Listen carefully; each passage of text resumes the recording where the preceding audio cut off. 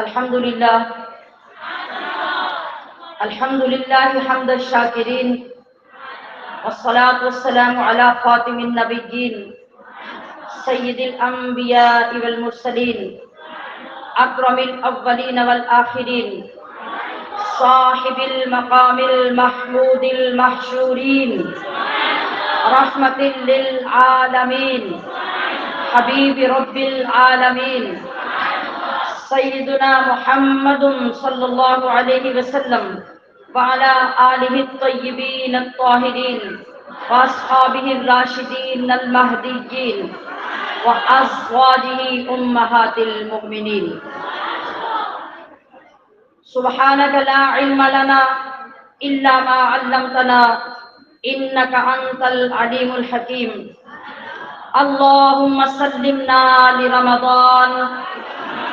جو لوگ یاد کر چکے ہیں میرے ساتھ پڑھیں اللہم سلمنا لرمضان وسلم رمضان لنا وتسلمه منا فتقبل یا رب العالمین. ان اللہ وملائکته یصلون علی النبی یا ایھا الذین آمنوا صلوا علیہ وسلموا تسلیما. ہے محمد مصطفیٰ پر رحمت رب کریم، ان کی ذات پاک پر اترا ہے قرآن حکیم. تا قیامت اس کی تعلیمات عالی ہیں اٹل. تا قیامت اس کی تعلیمات عالی ہیں اٹل. اہل عالم کے لیے اب اس پہ واجب ہے عمل. نام اس کا، اب میں اس کے نام گنوانے لگی جو قرآن میں آئے ہیں. نام اس کا تذکرہ ہے، نور ہے، فرقان ہے. پیار سے بہت سارے نام رکھتے ہیں نا، اب بھی رب نے دیکھے اپنے قرآن کے پیار سے کتنے نام رکھے ہیں. نام اس کا تذکرہ ہے، نور ہے، فرقان ہے. یہ ہدا ہے، ذکر ہے، بشرا ہے، یہ تبیان ہے. تو آپ سب کی گواہی سے میری التجا کیا ہے، یا الہی روز و شب توفیق احسان دے مجھے. یا الہی روز و شب توفیق احسان دے مجھے، خوف اپنا ظاہر و باطن میں یکساں دے مجھے. حب سنت یا الہی، کیا چاہیے؟ حب سنت یا الہی حب قرآن دے مجھے. نعمت دارین یعنی نور ایمان دے مجھے. نوع انسانی کے حق میں ہے وہ دستور حیات، ایک مکمل نادر و نایاب منشور حیات. لہذا مولا کام میرا زندگی بھر، ابھی تو تھوڑی سی خدمت ہوئی ہے، کام میرا زندگی بھر خدمت قرآن ہو. اگر یہ کام جس کو پسند ہے تو پھر اتنے اخلاص سے بولیے، کام میرا زندگی بھر خدمت قرآن ہو. فہم قرآن دے الہی نور عرفان دے مجھے. ہمشیران محترم، آج ہمیشہ کی طرح آغاز میں جو میں چند آیات تلاوت کرنے جا رہی ہوں، اس میں ہمارا نعرہ اور عنوان کیا ہے؟ شہر رمضان الذی انزل فیہ القرآن. اس کی روشنی میں ہم نغمہ قرآنی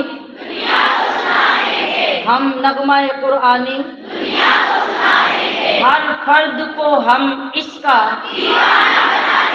انشاءاللہ. آج کے سبق کی چند آیات برکت کے لیے سن لیجئے، پھر میں تھوڑے سے وقت میں بیان کر کے اجازت چاہوں گی اور پھر ہم آخری دعا کریں گے. اعوذ باللہ من الشیطان الرجیم، بسم اللہ الرحمن الرحیم. وَتِلْكَ حُجَّتُنَا آتَيْنَاهَا إِبْرَاهِيمَ عَلَى قَوْمِهِ نَرْفَعُ دَرَجَاتٍ مَّن نَّشَاءُ إِنَّ رَبَّكَ حَكِيمٌ عَلِيمٌ. وَوَهَبْنَا لَهُ إِسْحَاقَ وَيَعْقُوبَ كلا هدينا ونوحا هدينا من قبل ومن ذريته داود وسليمان وأيوب ويوسف وموسى وهارون وكذلك نجزي المحسنين وزكريا ويحيى وعيسى وإلياس كل من الصالحين وإسماعيل واليسع ويونس ولوطا وكلا فضلنا على العالمين ومن آبائهم وذرياتهم وإخوانهم واجتبيناهم وهديناهم إلى صراط مستقيم ذلك هدى الله يهدي به من يشاء من عباده ولو أشركوا لحبط عنهم ما كانوا يعملون أولئك الذين آتيناهم الكتاب والحكم والنبوة فإن يكفر بها هؤلاء فقد وكلنا بها قوما ليسوا بها بكافرين أولئك الذين هدى الله فبهداه مقتده قل لا أسألكم عليه أجرا إن هو إلا ذكرى للعالمين صدق الله العظيم.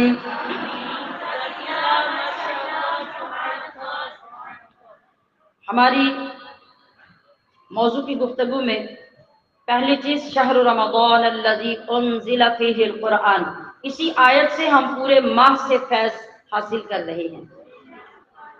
اس کے ساتھ اللہ رب العزت کا دوسرا فرمان ارشاد باری تعالی ہے افحسبتم انما خلقناکم عبثا، جس کا ترجمہ یہ ہے کیا تم نے یہ سمجھا ہے کہ ہم نے تمہیں بیکار پیدا کیا ہے؟ یہ اللہ کا سوال ہے اور اسی میں آپ کا ٹاپک ہے، اسی میں آپ کا موضوع ہے۔ کیا تم نے یہ سمجھ لیا کہ ہم نے تمہیں بیکار پیدا کیا ہے؟ ہم جتنا وقت بیکار گزارتے ہیں، جتنی زندگی بیکار گزارتے ہیں، جتنے خیالات بیکار پالتے ہیں، ان سب کی روشنی میں اس کا جواب تلاش کیجیے، اللہ پوچھ رہا ہے۔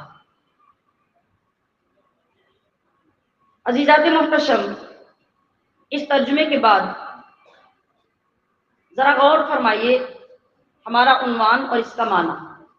الحمدللہ عزیزہ ہمشیرہ مسرت ہاشمی صاحبہ نے، محترمہ بنت جمیل صاحبہ، میڈم کاریہ صاحبہ نے اسی ٹاپک سے الحمدللہ آپ کے سامنے نقاط اور اپنے ذوق کے مطابق بیان فرمایا۔ محترمہ روبینہ خالد صاحبہ نے آپ کے سامنے قرآن کی عظمت اور اپنے الفاظ میں آپ کے حقوق کے بارے میں بیان کیا۔ تھوڑی سی تفصیل میں چلتے ہیں۔ اللہ پاک ان سب کی حاضری، خدمت، محبت اور الفاظ کو اپنے شایان شان قبول فرمائے۔ تشکیل معاشرہ، تشکیل معاشرہ سیمینار میں تشکیل کا معنی کیا ہے؟ تشکیل کا معنی ہوتا ہے کسی چیز کی ترکیب، اجزائے ترکیبی۔ جب آپ کوئی چیز بناتے ہیں اس کے اندر بہت ساری چیزیں ملاتے ہیں اور ملا کر ایک مرکب بناتے ہیں۔ مرکب کے اندر جو چیزیں ہوتی ہیں ان کو کہتے ہیں اجزائے ترکیبی۔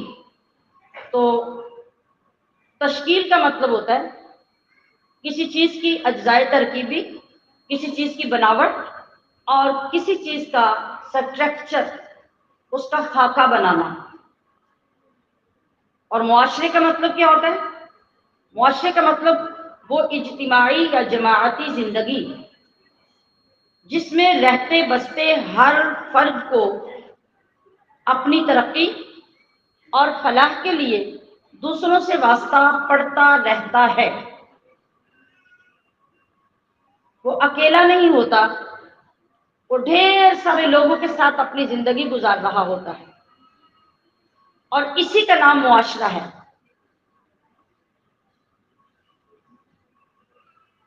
جبکہ ایک بندے اور اس کے رب کا واسطہ ہوتا ہے اور دوسرا بندوں کا بندوں کے ساتھ واسطہ ہوتا ہے۔ ان دونوں واسطوں کے نام کیا ہیں؟ پہلے واسطے کا نام ہے حقوق اللہ اور دوسرے واسطے کا نام ہے حقوق العباد۔ اگر ہم ان کا تناسب قرآن کریم اور دین اسلام کی روشنی میں جاننا چاہیں اور جاننا بہت اہم بھی ہے، اگر جاننا چاہیں تو جو پرسنٹیج جو تناسب ہمارے سامنے آتا ہے وہ یہ ہے کہ قرآن کریم میں، ہمارے دین میں، مجموعہ سنت میں، مجموعہ حدیث مبارکہ میں صرف 25% ہماری ساری عبادتیں اور ریاستیں ہیں اور 75% حقوق العباد۔ نوٹ کر لیجیے، 75% حقوق العباد ہے، مطلب میرے ماں باپ کے حقوق، میرے بہن بھائیوں کے حقوق، میرے پڑوسیوں کے حقوق، میرے محلے داروں کے حقوق، روڈ پہ آنے جانے والے لوگوں کے حقوق، میری برادری کے حقوق، میری اولاد کے حقوق، میرے آباء و اجداد کے حقوق، جو بھی رشتہ رب کریم نے آپ کو دنیا میں عطا کیا ہے اس کے حقوق کی پوری لسٹ ہے۔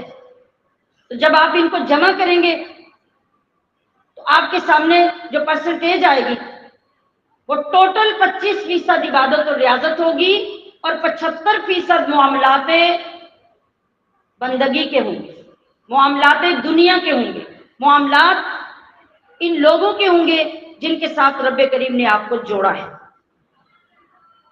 اور جب ہم عملی زندگی میں دیکھتے ہیں تو یہاں کیا نظر آتا ہے؟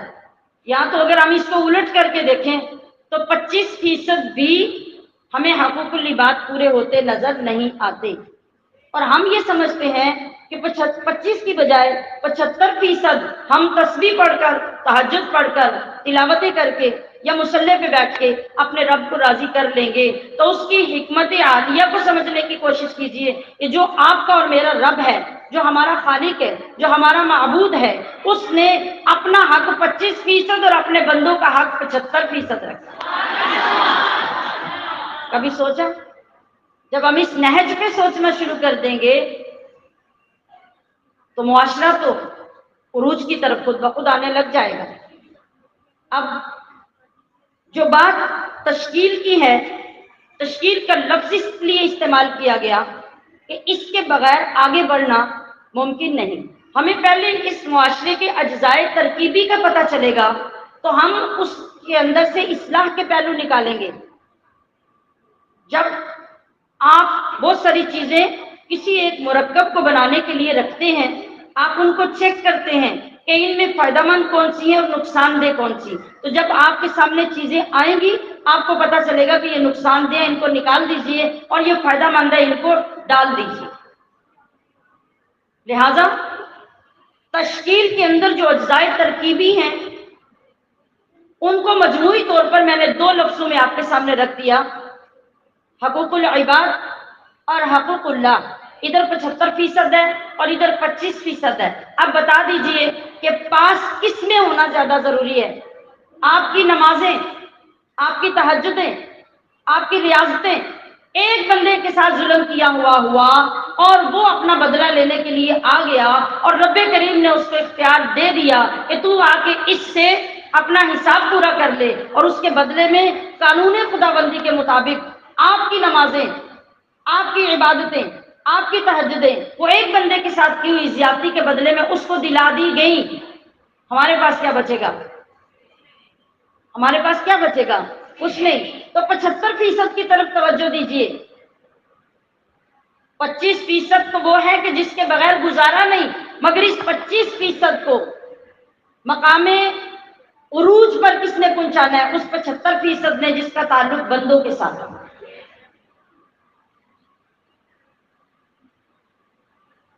بس یہ درد دل تھا جس لیے میں نے آپ سب کو دعوت دی، کیونکہ ہمارے پیدا ہونے کا مقصد ہی کیا ہے؟ درد دل کے واسطے پیدا کیا۔ سب کو ہی آتا ہے، سب کو ہی آتا ہے، مگر درد کبھی محسوس نہیں ہوتا، وہ بہت تھوڑے لوگوں کو ہوتا ہے۔ درد دل کے واسطے پیدا کیا انسان کو، ورنہ طاعت کے لیے کچھ کم نہ تھے کروبیاں۔ یہ کروبیاں کیا ہوتا ہے؟ یہ بہت سے لوگ اس کو یا صحیح پڑھتے ہیں یا غلط پڑھتے ہیں اور اس کے معنی کو بھی نہیں معلوم رکھتے۔ کروبیاں وہ مقرب اور خاص فرشتے ہیں جنہوں نے عرش کو اٹھا رکھا ہے۔ تو بتایا یہ جا رہا ہے کہ اگر بات عبادت کی ہوتی، اگر بات صرف اطاعت کی ہوتی، اگر بات صرف تمہاری نمازوں اور ریاضتوں کی اور تسبیحات اور تقدیسات کی ہوتی، تو پھر وہاں تو اتنے مقرب فرشتے ہیں کہ جو رب کے عرش کو اٹھائے کھڑے ہیں۔ تو پھر تمہارا اور ان کا کیا جوڑ، تمہاری اور ان کی عبادت کا کیا کمپیریزن ہے؟ تمہارے پیدا کرنے کا مقصد کوئی اور ہے، اس کو پہچانیے۔ اس کو پہچانے بغیر ہمیں کچھ فائدہ حاصل ہونے والا نہیں۔ بس یہ دو چیزیں جو میں نے آپ کے سامنے رکھی، حقوق العباد اور حقوق اللہ، ہمارے معاشرے کے اندر یہ ان بیلنس ہو چکے ہیں۔ ان کو بیلنس میں لانے کی ضرورت ہے۔ تشکیل سرے سے ہم نے نہیں کرنی، تشکیل کے اجزائے ترکیبی کو پہچاننا ہے۔ تشکیل تو محمد مصطفیٰ نے کر دی تھی، تشکیل تو قرآن کریم کے اندر ساری کی ساری درج ہے، ہم نے اس کو ان بیلنس کر دیا ہے، ہم نے اس کو غلط کر دیا ہے، لہٰذا اب اس کی تشکیل کو درست کرنا ہے۔ ہم نے نئی تشکیل نہیں کرنی، ہم نے اس تشکیل کو جو خراب ہو چکی ہے، اس کے اجزائے ترکیبی جو بکھر چکے ہیں، جو نقصان دہ ثابت ہو رہے ہیں، ہم نے ان کو نکال کر اس کو درست جگہ پہ لانا ہے۔ اور اس کے لیے میری عزیزات نے پہلے بھی بیان کیا کہ اس کے لیے ہمیں خود کی اصلاح کی، خاندان کی اصلاح کی، اولاد کی اصلاح کی، اور تمام آس پاس جو لوگ ہم سے ریلیٹڈ ہیں ان کی اصلاح کی ضرورت ہے۔ جب ہم یہ کرنے میں کامیاب ہو جائیں گے تو سوچئے اللہ رب العزت کے ہاں ہمارے لیے کیا انعامات ہوں گے۔ یہ تو اس کا کتنا کرم ہو گیا کہ اس ماہ مقدس میں اس نے ہمیں یہ توفیق عطا فرمائی کہ ہم ایک عرصے سے جو چاہتے تھے، میں سمجھتی ہوں کہ یہ اس خاص مہینے کا فیض ہے جو اللہ رب العزت نے عطا کیا، اور آپ جیسے کتنے معزز اور محترم مہمانوں کا میزبان بننے کا شرف اللہ کریم نے ہمیں عطا فرمایا۔ انسان بہت بڑے بڑے کام کر سکتا ہے لیکن وہ کرتا نہیں، بہت عرصے تک وہ کرنا چاہتا لیکن کر نہیں پاتا، مگر جب ایک نظر کرم ہو جاتی ہے تو لمحوں میں ہو جاتا ہے۔ اور بالکل ایسا ہی اس بار ماہ رمضان میں آپ سب کی خوبصورت آمد کے ساتھ ہوا۔ آپ نے اس ماہ مبارک میں جتنے دور دور سے بھی آج صبح سے سفر کیے ہیں، آپ نے کبھی رشتہ دار کے ہاں جانے کا بھی نہیں سوچا ہوگا، اور یہ سوچ کے گھر بیٹھ جاتے ہوں گے کہ روزہ ہے کتنے جائیے۔ لیکن آپ دیکھیے اللہ نے کتنا خوبصورت سفر آپ کو کروایا، اور پھر کتنے آرام، سکون، اطمینان اور محبتوں کا پورا دن عطا فرمایا۔ یہ اس ماہ مبارک کی ہمارے اوپر احسان مندی ہے، اور اس ماہ مبارک کا یہ حق بنتا ہے کہ ہم اس کی عظمتوں کو ان الفاظ کے ساتھ بھی سلام پیش کریں کہ محبت کے دلکش نگینے سلام، محبت کے دلکش نگینے سلام، اور مبارک مقدس مہینے سلام۔ اے قرآن آور، یعنی اے وہ مقدس مہینہ جس میں قرآن آیا ہے، اے قرآن آور، اے وجدان گر، اے بخشش کے روشن خزینے سلام۔ میں نے عرض کیا کہ میں بڑے عرصے سے مختلف جامعات، اداروں، اسکول، کالجز میں دعوتیں بھیجتی اور آپ سب کو بلانے کا اہتمام کرتی رہتی ہوں، لیکن اب کی بار جو اللہ رب العزت نے یہ اسباب پیدا کیے، اس میں شاید کوئی قبولیت کی گھڑی تھی جو اللہ پاک نے اس التجا کو سنا اور مجھے بے بس کر دیا، مجھے بے بس کر کے مجھے مجبور کر دیا اس درد دل نے اور لبریز کر دیا کہ ان حوصلہ شکن حالات، ہماری قوم کے سنگین مسائل، ہمارے علم و عمل سے دوری اور محرومی اگر اسی طریقے سے بڑھتی چلی گئی، انسانیت کو خائب و خاسر، محروم اور بے بس مرتے ہوئے ہم دیکھتے رہے، قرآن و سنت کے دامن سے علیحدگی ہوتی ہوئی امت محمدیہ کی اور اس کو بھٹکتے ہوئے ہم دیکھتے رہے، تو قیامت میں کس جگہ پر اہل علم کو کھڑا کیا جائے گا اور ان سے کیا سوال کیا جائے گا؟ سب سے پہلے سوال ہم سے ہوگا کہ تمہیں علم کی اس دولت سے نوازا جس میں رب اور رسول کی آشنائی تھی، شناسائی تھی، دنیا اور آخرت کے مسائل کا حل تھا، وہ تمہیں عطا کیا گیا، تمہیں دے دیا گیا، تو تم نے اپنی ذمہ داری کس طرح نبھائی؟ عزیزات محترم، اس خوف نے، اس ڈر نے مجھے شب و روز بے قرار کر رکھا ہے، مجھے بے چین کر رکھا ہے، راتوں کی نیند کا سکون ختم ہو گیا ہے۔ اگر آج موت آ گئی اور ہم اپنی ذمہ داری پوری کیے بغیر اس کٹہرے میں جا کے کھڑے ہو گئے تو ہمارے پاس جواب دینے کے لیے کیا ہوگا؟ یہ صرف ایک قرآن و حدیث پڑھنے یا پڑھانے والے استاد کے لیے نہیں، بلکہ ہر وہ شخص، کلکم راعن، کلکم راعن، تم میں سے ہر بندہ سربراہ ہے کسی نہ کسی کا، اولاد کا، کسی جماعت کا، کسی کلاس کا، کسی گروہ کا، کسی تنظیم کا، کسی خاندان کا، اور تم میں سے ہر شخص سے اس کی رعیت کے بارے میں پوچھا جائے گا، تم نے اس کے حق کیسے ادا کیے، اور وہ امانت جو تمہیں اللہ نے عطا کی تھی اسے ڈیلیور کیسے کیا؟ ہم اس کو ڈیلیور کرنے میں ناکام ہو رہے ہیں۔ آج ہر گلی میں، ہر محلے میں درس قرآن بھی ہے، نماز تسبیح بھی ہے، محافل بھی ہیں، نعت خوانی بھی ہے، کثرت عوام بھی ہے، مگر عزیزات محتشم، وہ عمل کہاں ہے؟ وہ روحانیت کہاں ہے؟ وہ نورانیت کہاں ہے؟ وہ خوف خدا کہاں ہے؟ وہ عشق مصطفیٰ کہاں ہے جو ان تمام چیزوں کا حاصل ہے؟ وہ ہمیں نظر کیوں نہیں آتا؟ ہم اسے اجاگر کرنے میں ہم کامیاب کیوں نہیں ہوتے؟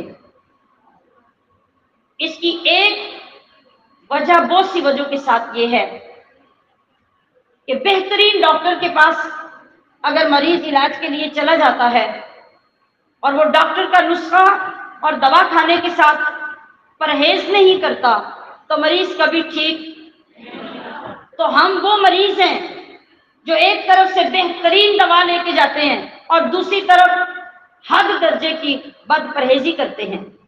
وہ بد پرہیزی کیا ہے؟ وہ ہماری آنکھوں کی بد پرہیزی ہے، وہ ہمارے کانوں کی بد پرہیزی ہے، وہ ہمارے قدموں کی بد پرہیزی ہے، وہ ہمارے دلوں کی خواہشات کی بد پرہیزی ہے، وہ ہمارے گھروں کے ماحول کے اندر غیر شرعی چیزوں کی بد پرہیزی ہے جن سے ہم اجتناب نہیں کرتے، تو وہ جو شاندار نسخہ لے کر بھی ہم جاتے ہیں گھر جانے تک بے اثر ہو جاتا ہے۔ تو ہمارے لیے یہ ضروری ہے کہ اگر ہم صحت یاب ہونے کے لیے محافل میں آتے ہیں، اگر ہم حقیقت میں فیض یاب ہونے کے لیے محافل میں آتے ہیں، اگر ہم عشق مصطفیٰ کا رنگ اور صبغت اللہ اپنے اوپر چڑھانے کے لیے آتے ہیں، تو پھر ہمیں دوا کے ساتھ پورا پرہیز کرنا بھی ضروری ہوگا۔ جب ہم یہ کریں گے تو انشاءاللہ یہ کیسے ہو سکتا ہے کہ ہزاروں کی تعداد ایک جگہ پہ بیٹھی ذکر مصطفیٰ، ذکر خدا اور رب کے قرآن کی تلاوت سن کے جا رہی ہو تو پھر ان کا دل نہ بدلے؟ ہاں، ان لوگوں کے انہی کے اندر سے دل بدل جاتے ہیں جو سچا ارادہ کر کے آتے ہیں کہ اب اگر دوا لی ہے تو بد پرہیزی نہیں کرنی، اور جو لوگ اس کا عہد نہیں کرتے پھر وہ صحت یاب نہیں ہو سکتے۔ ہمیں اس بات پہ سوچنا ہوگا، غور کرنا ہوگا۔ میری اگر کوئی حیثیت ہوتی اور میں اس ذمہ داری کو اکیلے تنہا پورا کر سکتی ہوتی تو پھر میں آپ کو اصرار پر اصرار کے ساتھ دعوتیں نہ دیتی۔ عزیزات محتشم، آپ جو میرے سامنے معزز معلمات، اساتذہ، پروفیسر، ڈاکٹرز، لیکچررز سب تشریف فرما ہیں. آپ سب کی مجھے ضرورت ہے. آپ سب کی مجھے ضرورت ہے. میں امید کروں کہ میری بات میں کوئی جان ہے.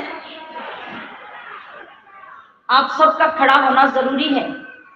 ہمارے اندر کسی دشمن نے یہ بات ڈال دی کہ مدارس، جامعات، اسلامک سلیبس کا اسکولز، کالجز اور یونیورسٹیز کے ساتھ کوئی تعلق نہیں ہے، یہ بالکل ایک الگ چیز ہے، یہ بالکل ایک الگ چیز ہے. اس کا نتیجہ کیا نکلا کہ ہر دو شعبوں کے اساتذہ نے ایک دوسرے سے قطع تعلق ہی کر لی. ایک دوسرے کے قریب بیٹھنے کو بہت مایوب سمجھنا شروع کر دیا، دعوتیں قبول کرنا چھوڑ دیا، قریب آنا چھوڑ دیا. حالانکہ جس نے سازش کی تھی اس نے اتنی زبردست سازش کی کہ وہ کامیاب ہو گیا. ہمشیران محترم، میں اپنی معزز ہم منصب تمام بہنوں سے یہ سوال کرنا چاہتی ہوں کہ کیا آپ جس شعبے کے ساتھ بھی منسلک ہیں، آپ جو بھی پڑھا رہے ہیں یا سکھا رہے ہیں، کوئی ہنر ہے، کوئی اسکل ہے، تعلیم ہے، تربیت ہے، آپ جو کچھ بھی کر رہے ہیں، کیا آپ کوئی یہاں یا کہیں اور یا آج کے بعد کوئی دعوے سے کھڑے ہو کے کہہ سکتا ہے کہ جو شعبہ زندگی یا جو شعبہ تعلیم آپ کے پاس ہے وہ قرآن کے باہر ہے، وہ آپ نے کہیں اور سے لیا ہے؟ کوئی ایسا استاد ہے، کوئی ایسا پروفیسر ہے جو یہ بات کر سکے؟ اگر نہیں تو پھر ہمیں دشمنوں کی سازشیں سمجھنا نہیں چاہیے. اگر آپ انگلش پڑھائیں، آپ ریاضی پڑھائیں، آپ الجبرا پڑھائیں، آپ جغرافیہ پڑھائیں، آپ تاریخ پڑھائیں، رب کعبہ کی قسم یہ سب کچھ ایک ہی کتاب کے اندر سے لیا گیا ہے، اس کا نام قرآن مجید ہے. اور آپ جو سبجیکٹ پڑھا رہے ہیں اس کے اندر دیانتداری، اس میں آپ کی اپنی ذمہ داری، اس کے اوپر بھی شرعی احکام لاگو ہوتے ہیں. جو اسٹوڈنٹ، جو طالب علم آپ سے کچھ بھی پڑھ کے کچھ بھی سیکھ کے جا رہا ہے، اس کا حق اگر آپ ادا نہ کر سکے، اگر میں ادا نہ کر سکی، تو قیامت میں ہمیں بھی کھڑا کر لیا جائے گا، اس لیے کہ ہم بھی ان راعیوں میں ہوں گے جن سے سوال کیا جائے گا. تو پھر ہمیں ان حقوق کی ادائیگی کہاں سے ملے گی؟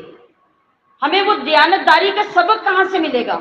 ہمیں کیسے پتہ چلے گا کہ ایز اے استاد میرے اوپر کون سی ذمہ داریاں عائد ہوتی ہیں، مجھے اپنے شاگرد کو کیسے ٹریٹ کرنا ہے، مجھے اس کی تربیت کیسے کرنی ہے، اس کے سبجیکٹ کے ساتھ میں نے دیانتداری کیسے کرنی ہے؟ یہ قرآن کھولے بغیر نہ مجھے نہ آپ کو پتہ چل سکتا ہے.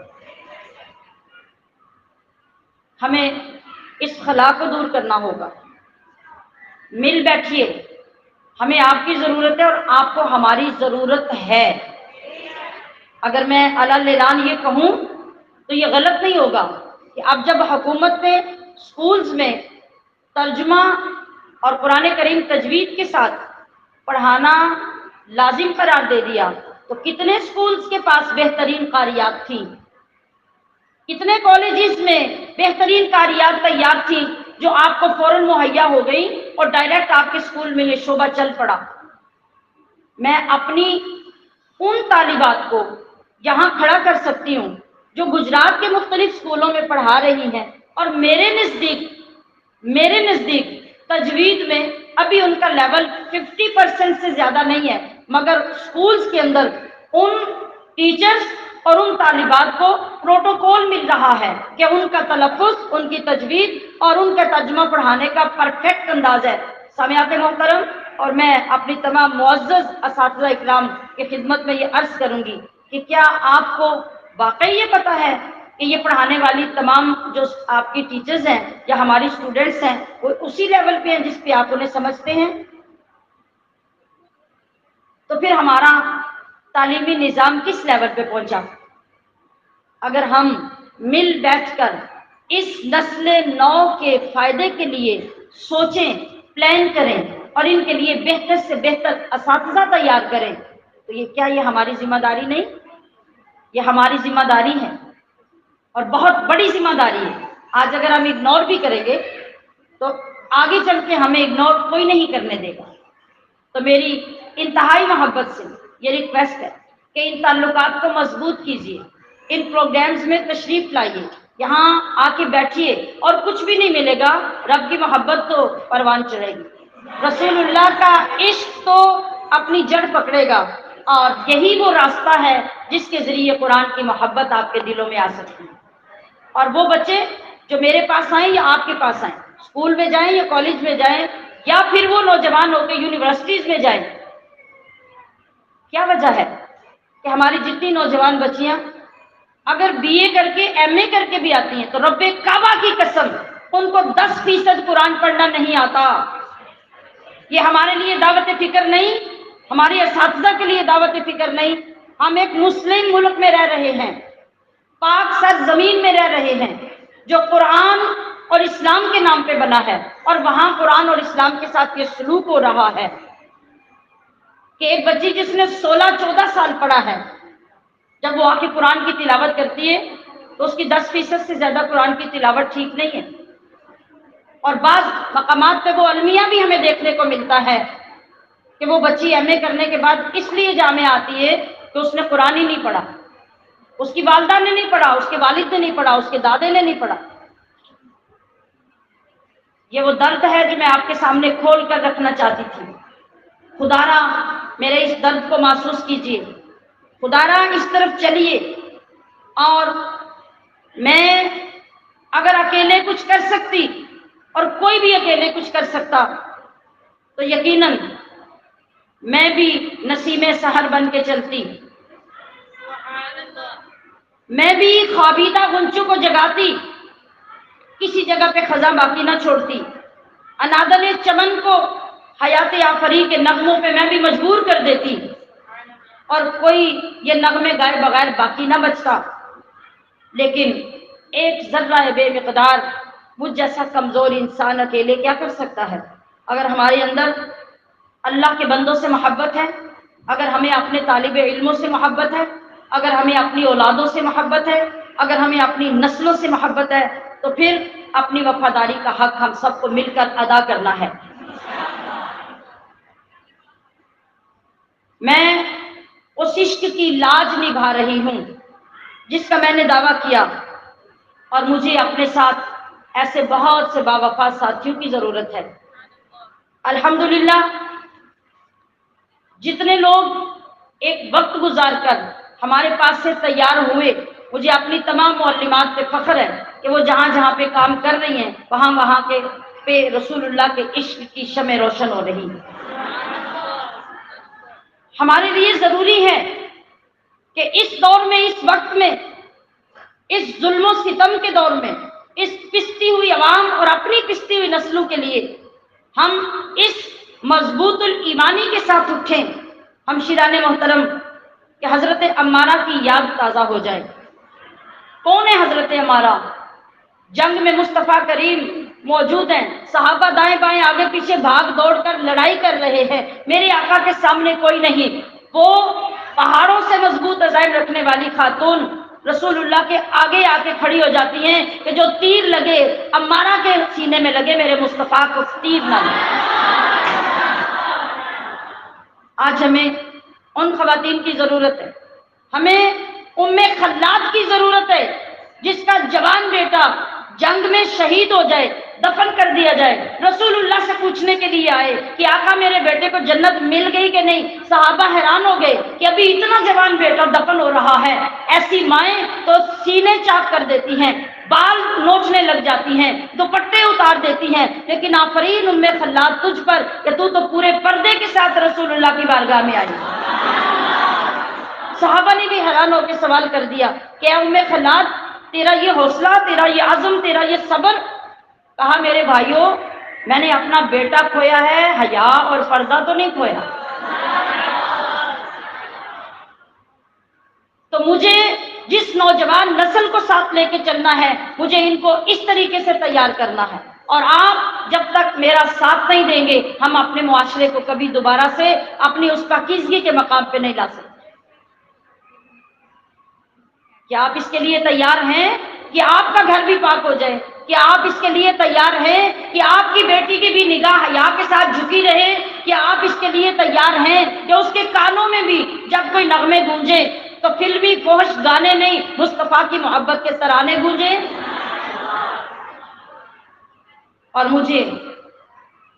مجھے سیدہ زینب کی غلامی کی صنعت زمانے میں دکھانے والی خواتین کی ضرورت ہے، اور سیدہ خدیجہ کے حوصلوں کی داستان بننے والی خواتین کی ضرورت ہے۔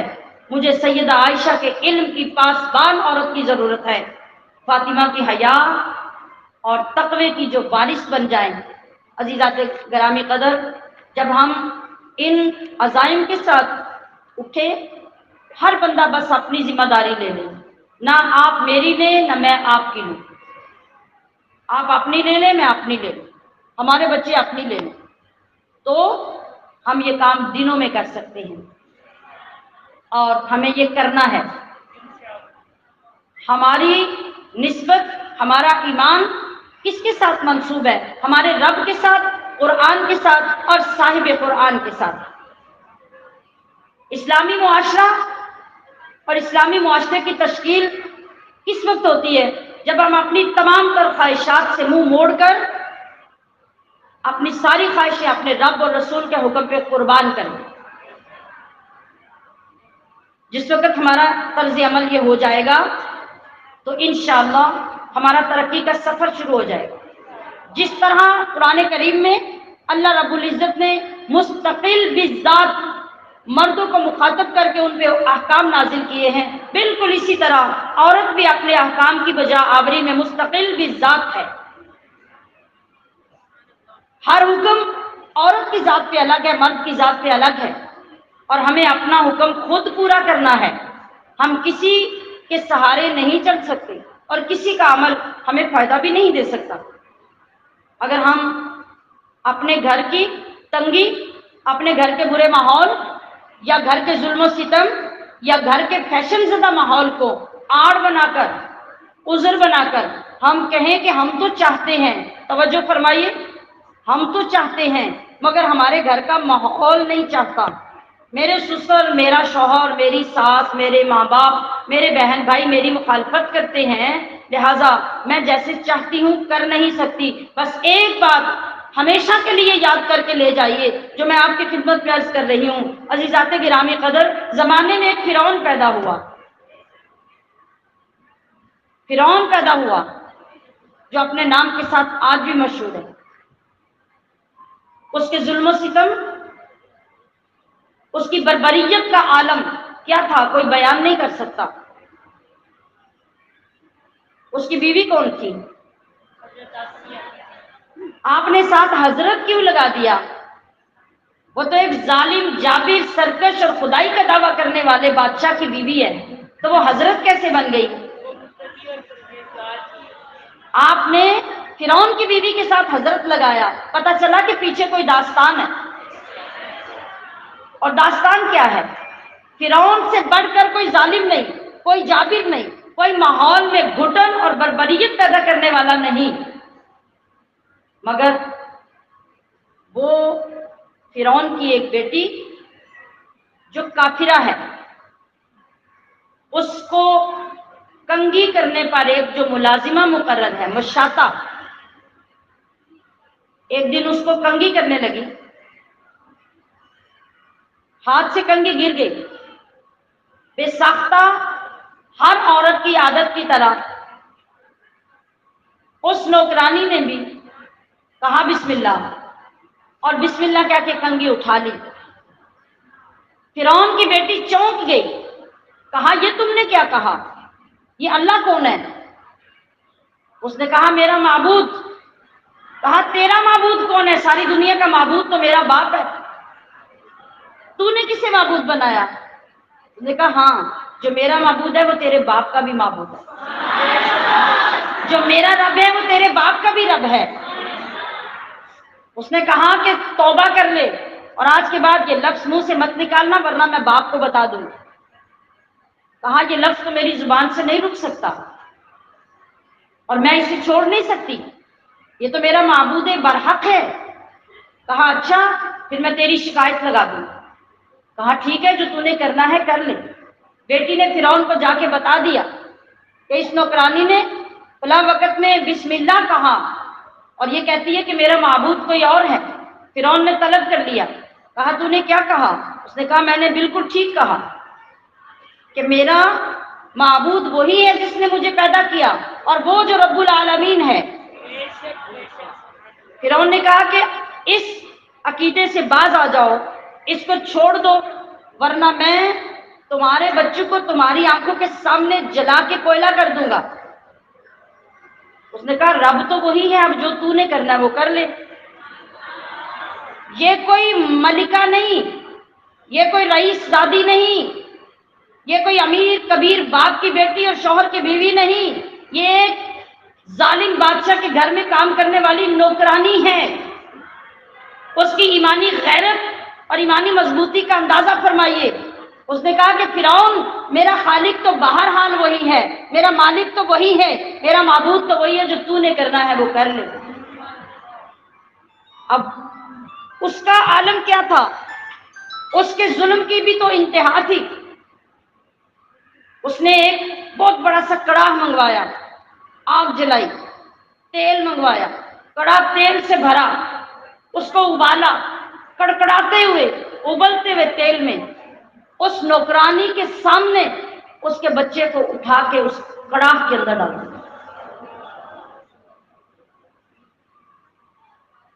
چیخی نہیں، شور نہیں کیا، سینہ نہیں پیٹا، صبر کیا، دیکھتی رہی۔ کوئی ہے وہاں ایسی؟ دیکھتی رہی، تیل ابلتا رہا، کھولتا رہا، بچہ جلتا رہا، جلتا رہا۔ ساری مائیں سینے پہ ہاتھ رکھ کے ذرا سوچیں اور سنیں کہ اس ماں کی آنکھوں کے سامنے وہ بچہ کوئلہ بن گیا۔ کلمہ نہیں چھوڑا، اپنے دین سے پھرنے میں کوئی لچک پیدا نہیں کی۔ فرعون نے کہا اچھا اگر ابھی بھی تجھے سمجھ نہیں آئی تو پھر دوسرے بچے کو بلوایا، دوسرے بچے کے ساتھ بھی سیم کیا، وہ بھی کوئلہ بن گیا۔ ماں چیخی نہیں، شور نہیں کیا۔ اب تیسرا بچہ دودھ پیتا، وہ چھوٹا سا بچہ تھا۔ جب فرعون نے وہ چھینا تو ماں کی چیخ نکلی۔ جب ماں کی چیخ نکلی تو وہ معصوم سا چھوٹا سا شیر خوار بچہ جو فرعون کے ہاتھ میں تھا، اللہ نے اس کو زبان عطا کی، گویائی عطا فرمائی۔ اور شیر خوار بچے کو رب نے گویائی عطا کی، اور اس بچے نے کیا کہا؟ اس نے فرعون سے سفارش نہیں کی، اس نے معافی نہیں مانگی، اس نے یہ نہیں کہا میری ماں کو چھوڑ دو تم ظلم کر رہے ہو۔ وہ بچہ ماں کی طرف دیکھ کر مخاطب ہوا، کہنے لگا کہ ماں صبر کر، تیرے لیے رب نے بہت بڑے اجر رکھے ہیں۔ جتنی خواتین آپ ہوں یا آپ سے کروڑوں درجے زیادہ لوگ یہاں بیٹھے ہوں یا پوری دنیا کی خواتین جمع ہو جائیں، کوئی خاتون اٹھ کے آج کے دور میں یہ نہیں کہہ سکتی کہ اس کا شوہر فرعون جیسا ہے۔ تو عزیزات گرامی قدر، پھر اس نوکرانی کا یہ عالم تھا، اور جب اس نوکرانی نے سن کر ایک وقت میں حضرت آسیہ نے جو اس کی بیوی تھی کلمہ پڑھ لیا تھا اور خفیہ خفیہ وہ مومن ہو چکی تھی، جب اس کا بھی پتہ چلا تو فرعون نے بلا لیا، بلا کے کیا کہا؟ کہا تو نے نوکرانی کی اولاد کا حال دیکھ لیا؟ اگر تو بھی کلمہ نہیں چھوڑے گی تو تیرا حال اس سے برا کروں گا۔ کہا وہ عشق تو اتر چکا، وہ تو اب ختم نہیں ہو سکتا، نہ نکل سکتا ہے۔ یہ وہ نشہ نہیں جسے ترشی اتار دے۔ تو کیا کرے گا؟ تو نے جو کرنا ہے پہلے بھی کر لیا، اب بھی کر۔ سامعات محتشم، فرعون نے اپنی بیوی کے پورے جسم سے کھال کھچوا دی، کھال کھچوا دی۔ آپ پکڑے نا اپنی انگلی اور اس کے اوپر سے تھوڑا سا گوشت لے کے کھینچ کے ذرا مجھے دکھائیں۔ فرعون نے پورے جسم سے کھال کھچوا دی، اپنے کلمے اور اپنے ایمان سے نہیں پھری، پھر مرچیں منگوا کے پورے جسم کے اوپر چھڑکاؤ کروا دیا۔ حضرت آسیہ ٹس سے مس نہیں ہوئی۔ پھر کہا اچھا اگر ابھی بھی نہیں تو پھر چپ زمین کے اوپر یوں بازو پھیلا کے اور ٹانگیں سیدھی کروا کے پیروں کے اندر لوہے کے کیل لگوا کے زمین میں ٹھوک دیے، ہاتھوں کے اندر لوہے کے بڑے بڑے کیل لگوا کے زمین میں ٹھوک دیے۔ کہا نہیں، وہ جس کا کلمہ پڑھ لیا، جس کا ایمان قبول کر لیا، وہی رب ہے، وہی مالک ہے، وہی خالق ہے، اس کے ایمان سے پھر نہیں سکتی۔ جب ہماری تاریخ میں، ہماری ہسٹری میں ایسی ایسی عظیم خواتین ہمارے لیے اسوہ حسنہ ہیں، ہمارے لیے رول ماڈل ہیں، ہمیں کس چیز کا خطرہ ہے؟ کیا ہمیں اپنے رب پہ یقین نہیں؟ کیا ہمیں اپنے راستے پہ یقین نہیں؟ آپ چلیے، آپ اٹھیے، آپ اعتماد کیجئے، آپ عزم کیجئے، اس رب سے وعدہ کر لیجئے کہ مولا کچھ بھی ہوگا، سربلندی تیرے دین کی ہوگی۔ ہم فیشن، برائیاں، خرابیاں، خرافات، ان سے بائیکاٹ کر کے معاشرے کو صاف کریں گے۔ آپ دیکھیے اللہ کی مدد کس طرح آپ کے ساتھ آتی ہے۔ تو میری بہنوں، مجھے بہت امید ہے، یقین ہے کہ ہمارا یہ سفر باقاعدہ چلے گا،